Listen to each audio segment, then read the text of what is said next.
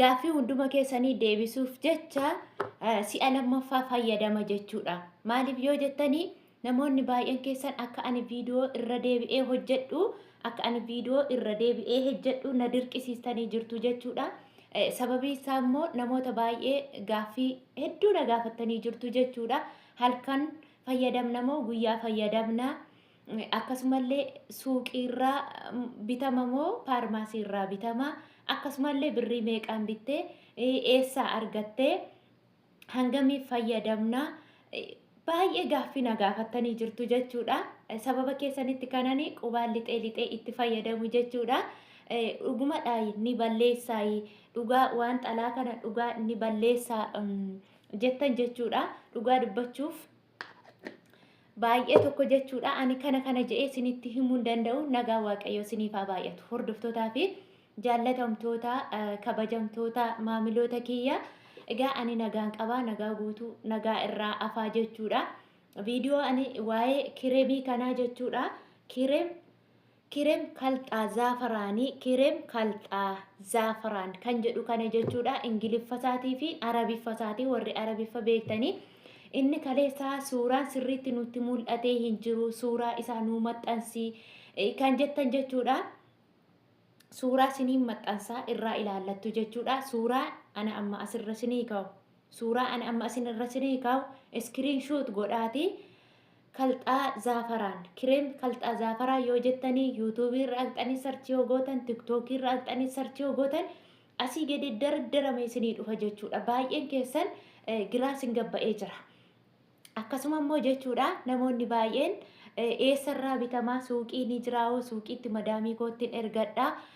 Kuni kan inni bitamu jechuudha. Saabunaasa wajjin saabunaansaa maal jedhama jettanii saabunaasa laala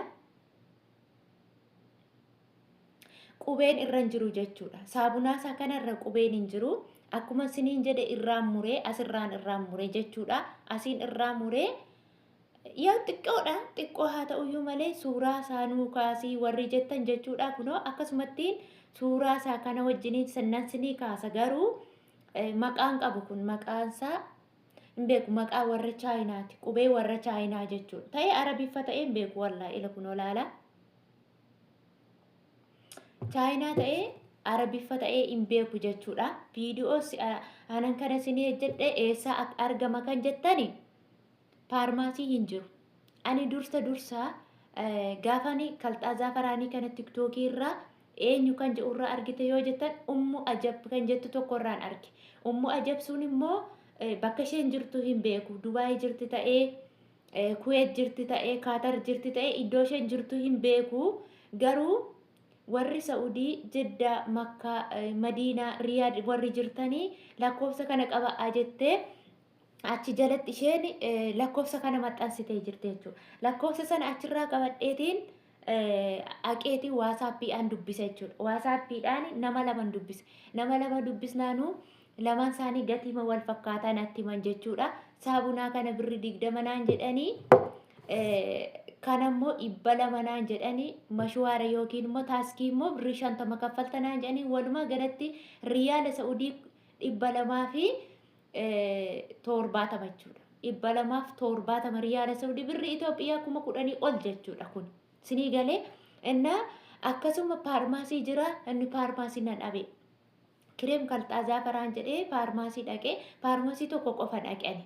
Achuun iddoo kaan isiniin sobuu iddoo kaan hin beeku tarii madaamii hin beekuu dandeessii hin beeku tokkitti bicha dhaqee achirraa nan dhabe. Suuqii immoo tasumaayyuu hin jiru. Waan akka kana hin jiru jechuudha.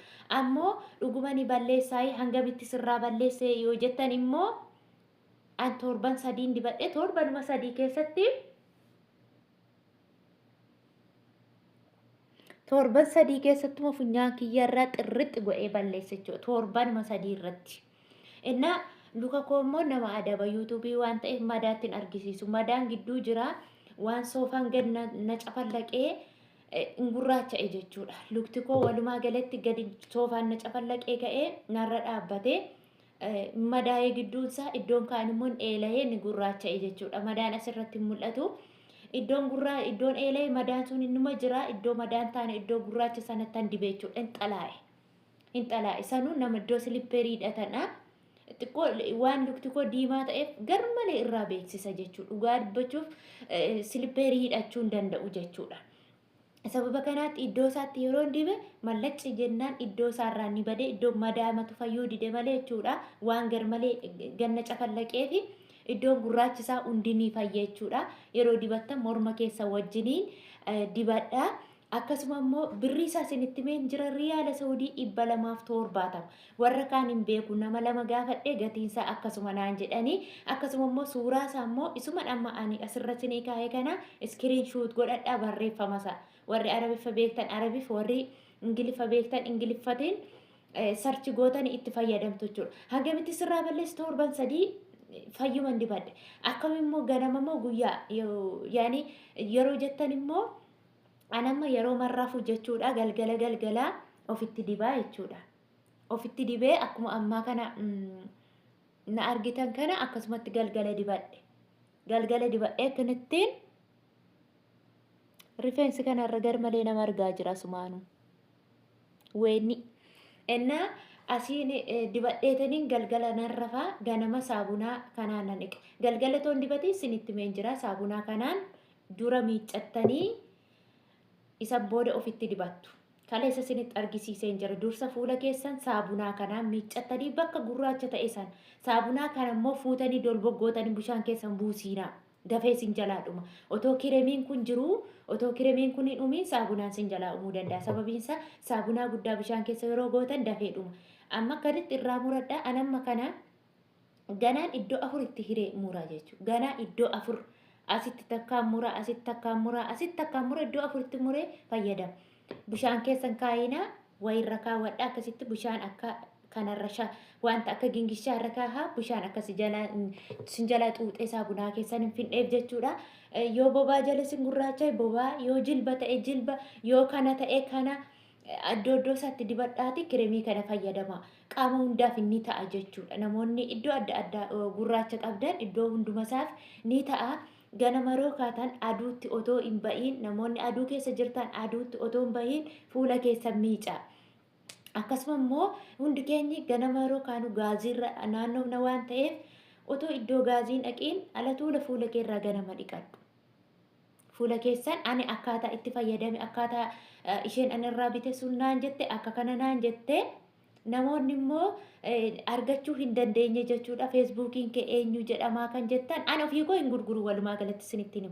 Yoo immoo intala kana barbaaddu yoo taatan immoo lakkoofsa ishee jechuudha. Feesbuukiin koo abeeloof jedha. Lakkoofsa ishee iskiriinshuut godheetiin sinii kenna. Ummu ajab ishee jettu yookiin immoo isheen ani irraa bite kana siniin kenna. Yaani dawwaltanii gaafachuu dandeessu jechuudha. Ummu ajab sun biyya hundaatti ergiti natti fakkaata hin beeku. Dubaayii keessatti birrii 100 jetti diraamaa natti fakkaata. Yoon sabuudhaa tiktookii irratti akkasittaan argi'an. Ummu ajab sana hin dubbisne lakkoofsa sana isuma isheen keessa lakkoofsa fudhadhe. Kan ani dubbise sun eenyu jettu ummu fiifaa jetti ta'e akkas. Ummu fiifaa waan akkasiiti. An lakkoofsuma qabadhee waasaappii haqee dubbise jechuudha. Waasaappii an dubbise manatti naa fidan. Akkasuma immoo ani mana xalabaan jiraa. Madaamiin koo tolee jettee nan fichisiisu akkamittan fidadhaa warri jettan immoo jechuudha maal gootu anamma amansiisuu qabdu. Sababiin isaa kuni bakkeen taa'u waan ta'eef talaajaa keessa taa'a isinitti argisiiseen jira. Kalees ani kanatti irraa hiradhee irraa fayyadama. Talaajaa keessa waan ta'uuf dursa otoo hin xalabiin yoo isheen lakkisiniin jette birriin keessa bilaacha ta'a waan ta'eef isheedhaan gaafadhaatii immaammaa kanan bitachuun barbaadan manatti naa fidanii rakkoo hin qabu ji'a amansiisadhaa tole yeroo isheen siniin jettu fidadhaatii irraa kiremii keessan kana talaajaa keessa kaawwadhaa isiniin jedha sinii galeera jedhee yaada uguma hin balleessaa walitti guutummaa guutuutti waan xalaa jedhanii balleessa akkasuma immoo fuula shifaa shifee hin qulqulleessa bakka walumaa galatti ani erga gaafasiitii dhugaa waaqayyo kiremii takku kiremoota hin jijjira. Kiremiin ani niiviyaa nan fayyadama, giriisiliinii nan fayyadama. Erga gaafa kana biteeti waan tokko hin fayyadamne kanumaa dhiqadha ganama ka'ee fuula kiyya dhiqadhe ganama yoo iistan rakkoo hin qabu kun fuula kiyya dhiqadhe lammata deebi'ee waa tokko ofitti hin godhu. Isumaan hojii koorra oolee ammas galgala deebi'ee addaan hin kunne nan itti dhiqadha jechuudha. Itti godhadha jechuudha. Akkasuma immoo yeroo dheeraatti balleessuu dhiisuu danda'a jedhan isaan. Namoonni xalaa guddaa qabdan ji'aa olfaa isinitti fudhachuu danda'a. Sababiin isaa keemikaala hin qabu jedhan. Isaantu naan jedhe kaa. Keemikaala waan hin qabneef yeroo waa tolchuu isaatti dhaqee isinirraa balleessu ji'a isinitti fudhachuu danda'a jedhani waan ta'eef ani bakka waan basiixa wanta xiqqishuu taatedha xalaa miti akkasumatti bakka biriiting yaani xiqqooma ishee fuula namaa haa ifuusa jedhamu waama tokko fayyadame malee waan xalaa hin qabneef jechuudha. Xalaa guutummaa guutuutti balleessa. Iddoo gurraacha qabe san akka ajaa'iba limmichi godheema balleessa. Addaadhe sanu. Inna ana mamadamin kiyya nalat leesh ati adii taate maaloodha ati adii taate leen dur gurraattiidhaan jedha namni guuta la wallahi garmalee diimattee jirta maaloodha kiramii sana dibadheen jiran jedhe naan jechi jammartin jaallata yoo ati fuula namaa isaan biratti fakkaatte siniin jedha. Gaaffiin hunduma keessanii akkasinii deebi'eeru abdii qaba jechuudha. Hundumti keessan baay'ee isin jaalladha baay'een isin kabaja. Turtii gaarii isiniif haa ta'u nagaa naa tura.